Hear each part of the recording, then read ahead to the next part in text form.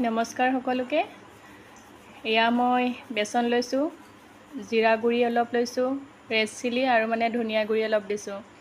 এনেকৈ আজি ভাবিলোঁ পনীৰ পকৰাকে অলপ বনাওঁ, যিহেতু বতৰটো ডাৱৰীয়া নহয় জানো।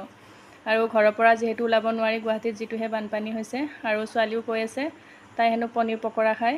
আৰু মোৰ ওচৰত বাৰু আজি কৰ্ণফ্ল'ৰ নাছিলে, সেই কৰ্ণফ্ল'ৰ নাথাকাৰ কাৰণে এই বেচনেৰে মই তাইক বনাই দিলোঁ ধুনীয়াকৈ।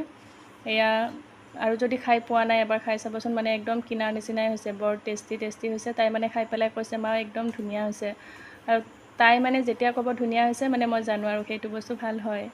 এয়া গধূলি চাহৰ কাৰণে বনাইছোঁ মই পনীৰ পকৰা, আৰু খাই বিৰাটেই ভাল লাগিলে বাৰু। আৰু এয়া চাওকচোন ইমান ধুনীয়া ৰঙচুৱা হৈ গৈছে। এনেকৈ পনীৰ পকৰা তাইক দেখিলে লাগেই আৰু মোৰ পনীৰ পকৰা ৰেচিপিটো দিয়া হোৱা নাছিলে, সেয়েহে ভাবিলোঁ ছেভ কৰি থৈ দিওঁ আৰু কেতিয়াবা চাব পাৰিম নহয় জানো। আৰু আজিলৈ আহিছোঁ।